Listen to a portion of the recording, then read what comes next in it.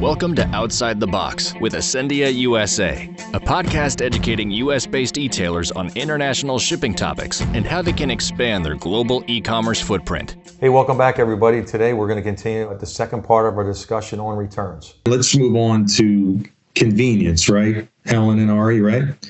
So looking at the map, the global map, right? Helen, I think I'm right. We have 200 return origins, right? Correct? Right? Yep. And we have 22 returns consolidation centers globally, right? Correct. So can you tie that back to, obviously, I'm familiar with, I know UPS has happy returns. I know all the other carriers have some form of returns process. Can you expound on that and how we're making it so much easier for clients to use our returns program? Okay, so in terms of the partners we've picked for the first mile, we're very much using the local heroes. So the ones that the consumers would be used to receiving and handling their current domestic returns. Right. We've looked at carriers who can support both only printing label at home, but also the QR code. So kind of driving towards sustainability and so on. So you can just have that QR code on your phone. You can go down to the drop-off point or a locker and print off the label. So it's really, we've been trying to look at giving consumers choice. We want to offer at least 2 carriers in every country where we can, and there's an active program and roadmap to expand the coverage we've got. So you have got that choice, making it more convenient. You can then pick a drop-off location that's the closest to your house, just to make that process as easy as possible. Yeah, I was impressed with the portal that we showed, the demo. Mm-hmm. It's very easy to use. It's very localized, right? Which is important, correct? So I thought it was a home run, quite frankly. And I think people would really benefit from it. I know, Nick, you were talking about one of the other questions was related to that, right? I'm trying to look for it here. So, Nick, I think we could tie in about the convenience of the size of the client here. This is for any client, right? So I know that was an important question you had, right? Yeah. So we were talking, just kind of in prep, thinking about, in terms of positioning is, we look at this and oftentimes we think of somebody that has a seamless global returns process in place. We might be left only to, the enterprise level brands, right? Some of these huge names that we think of that are shipping tons of volume online, but really, from whether it's prep call or just communicating in general, that's not necessarily the case for our e-PAQ returns program. So how do we position it in terms of, positioning towards, mid-market level clients in terms of more of their profile and also enterprise level customers as well? If you guys could speak on that for a minute, that would be, I think, very important. I don't mind taking this on, Helen, if you want, or whatever. Yeah, go ahead. I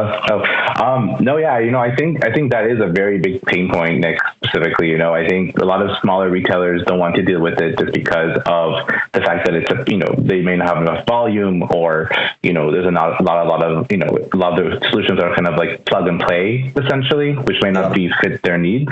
But I think the way that we can combat that is to have more of like a discovery process for each retailer, and we kind of go to the retailer and we understand their needs and what they do today for return, if they do any returns, before we come to them with what we offer fully. So to understand the end-to-end process, see what their pain points are, see what they would like to improve on.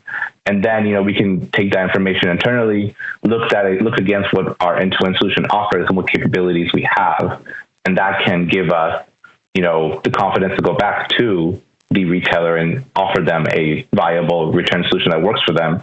And going back to my point with the destruction and donation opportunities that we do have in country without clearing the other customs headache that a lot of retailers don't want to deal with, we can lower some aspects of cost there, and that could probably be very beneficial for those smaller, accounts, smaller clients.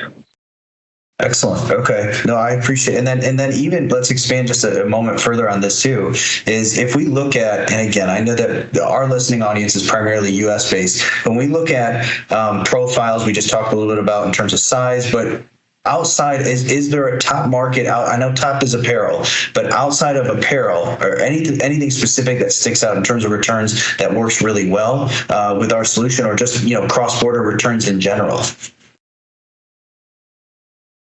Yeah, I mean, I would say, like, to your point, apparel is definitely the strongest. And, to the statistic you said in the beginning of the podcast, that is the most important one. But if we would also go beyond that, I would also say, like, small electronic goods or just general, like, lightweight traditional e-commerce shipments. So unless, I think for the most case, unless you're like restricting to like specific types of restrictive commodities that U.S. Customs that require special permits to cross back. So if you think about items like, coats with special type of furs or special type of, other restricted commodities that require some type of licensing for reimportation, besides those type of goods, you could probably you have a lot of open leeway. And, for the majority of the outbound clients that we have, part of the discovery process I mentioned would allow us to understand, like, what are the limitations we have to cross things back for the goods. So even if we do come across a client that maybe doesn't fit the mold ideally as we wanted to, like, it's still an opportunity to evaluate and see how we can support them. Excellent. Okay. So along those lines, and Helen, the question that we had talked about previously, do you suggest, like, I use the term tipping your toe, putting your toe in the water. Would you, because we're U.S. based, obviously, would you think it would be beneficial to start with like a Canada as an opportunity, because that's our largest trading partner? I mean, how would you would approach that? I guess is the question. No, I think when you're starting to move into the whole world of cross-border returns, it is complex. And actually, if you've got big markets you already sell to outbound, and I guess Canada being a prime example out of the US, it's probably the first place to start with returns, because your consumers, what their expectations are, and it becomes an add-on to your outbound. So for a retailer, it then completes your offer and allowed you to move into that market. Trying to tackle the whole world at once is clearly a big undertaking. There are very, very different markets there. I mean, even just looking within Europe, you've got return rates in Germany that are 40% upwards, and they've got legislation around free returns, whereas Spain completely different, and that's just within Europe. So you start to take on the whole world, it becomes probably far too daunting. So focusing on particular countries is probably the best way to start. As you were going through the process of building this, fantastic product, I would say, if you were a shipper, what would be the first thing you would focus on? For cross-border returns, I think my biggest concern would be price and customs, particularly if I'm dealing with borders. How do I get it back quickly, and how do I get it back quickly and cheaply? Okay, fair enough. I guess the third part of it was the fast refund part. I know that has become, I don't know what you all think, but working with some customers in my past, that was their biggest bone of contention, was their shoppers didn't get a fast return. Is that, and the way that, can you explain how that process works here and how it helps both parties, the shipper and the consumer? Yeah, okay. So in terms of how we've set up the solution, it's the shopper will mail the parcel within the country. It gets to our return center in country, which could take me, 2 or 3 days. It's then we will then scan and process the parcel in country. So before it's even been sent back to the retailer, but that scan and maybe the opening, checking, making sure it's not worn, whatever service the retailer requires. But it means then that product can be validated at that point. The retailer doesn't have to wait until it's all the way back in their warehouse. You can do it within 2 to 3 days of the shopper having actually sent it back. Gotcha.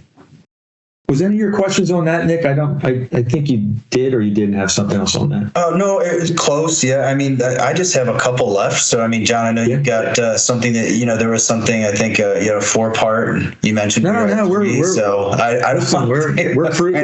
we're cruising through it. We're good. Go ahead. Okay. So, I mean, one thing I have, and Ari, I think you touched on it a little bit, but Helen or Ari could speak on this too. But when we're talking to the audience right now, somebody that might say, this conversation might really pique their interest, saying, you know what, maybe it is time to explore a returns options. But it's also important, I think, to understand, are there any, whether it's a product or just clear-cut limitations in terms of when it comes to cross-border returns, something that might be prohibited or, limited in terms of what's able to be actually returned.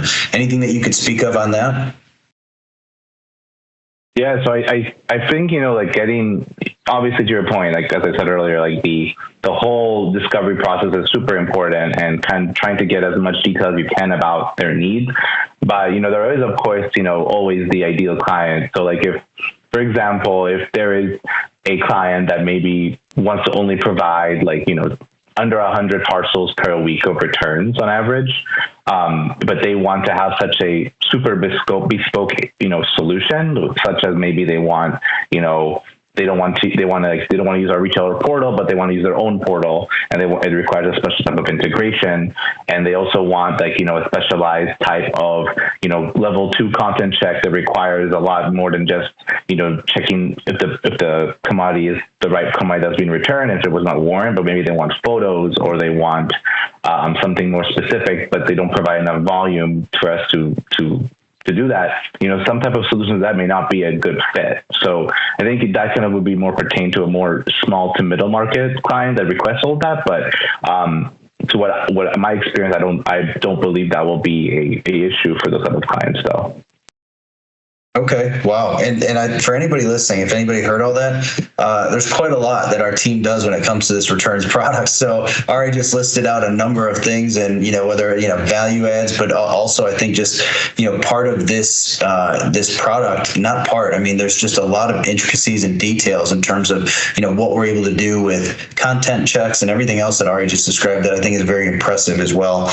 And kind of going back, I think my last, question I have is for the listeners again is, and I know we're talking about the returns market, but also we are here to focus on what this, our returns product, the e-PAQ returns offers. So when we're talking to listeners, do we have, or is there maybe some type of ideal customer profile, to really better understand, the fit for who qualifies or who would be a good fit for, this product?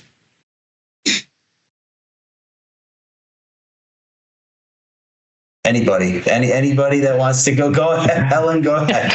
Okay. Well, I think actually the way we've designed the product, to a degree, it's modular.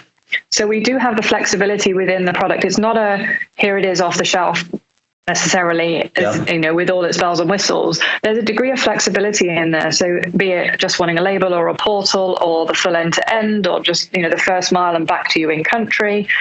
So there is a mix, I think, and it's back to Ari's point around really understanding actually what it is that's being shipped, how often it needs to come back, what countries, and then working with the client to really understand what they want, and therefore how we can support that. Okay. And so just really going through the discovery phase with whether it's a current client of Asendia's or anybody that new that's just really exploring this process to understand, if they have actual, international return volume today, what that looks like, and or, potentially future plans and strategy and everything else. Well, I think that about checks off my questions that I had though, John. So if you've got some more, please feel free to go ahead. But thank you both very much for all the information that you provided. Yeah, thanks, guys. I guess somewhat in closing, just looking at that eShop Asendia report, which I think obviously for all the listeners out there, I think it's a very beneficial report that you could really see what some of the things Helen and Ari said about what countries are returning, what they're doing, what's their willingness to pay for returns, paradigm shifts, things like that. I think it's really important. If we like that, we'd love to share it with you. Obviously, we also, Nick and I and our sales team have access to the e-PAQ return presentation, which I think is beneficial for anybody out there that wants to learn about U.S. Returns here, which is really good. But the thing I liked about it, the way they worded is, they want to leverage logistics to unlock customer global loyalty, like I said out in the beginning. Obviously, customer loyalty is big for brands and returns shoppers and things like that. And like Nick pointed out, the 27% of cart abandonment is a big deal. I also like that they surveyed 18,000 people in 18 countries for this. So you're getting a pretty good swath of information. I know Helen mentioned some things about membership fees. I know also they talk about return charges, restocking fees. People are willing to pay if, to your point, if they have a membership fee, they're more loyal. And it's also interesting, it's got Gen Z, millennials, Gen X, and baby boomers like Helen referred to. I got to say, it was a very good report. It gives you a good idea of what's going on in the return market globally. And also, like I said, we have our local returns product presentation, we think is beneficial to everybody out there. But I want to thank both of you guys for getting on and going through this with us. We really appreciate it. Yeah. Helen or Ari, is there anything that before we close, anything that you guys want to add to this that you think would be helpful for listeners, and anything at all? There can't be. We covered everything. Yeah, I mean, there should be silence at this point. No, I'm just kidding. Go ahead, Helen. What do you got? No, I guess don't be scared of returns, I think, is really a message. It is complex. It can be costly, but this is where I guess we're here to help. This is why this product's been designed. And through having the conversations, this is where we can help. Perfect. How about you, Ari? Yeah, I mean, just to add on to Helen's point, contact your local sales rep and let's get those conversations started and see how we can help you. I mean, there's so much to explore and we can make it as easy as it needs to be. Great. I see in all the slides it says we want to create a seamless journey for return. So I think obviously what you guys are doing is going to help our listeners with that. So we appreciate it very much. Thanks again. If you want to support our podcast, the number one thing you can do is share it on your social media and tag Asendia. That helps us get the word out, and we really appreciate it. Be sure to subscribe and download our podcast. If you want to learn more about today's topic, email us at ecommerce.usa@asendia.com and check back frequently for new discussions on e-commerce shipping to Canada and worldwide.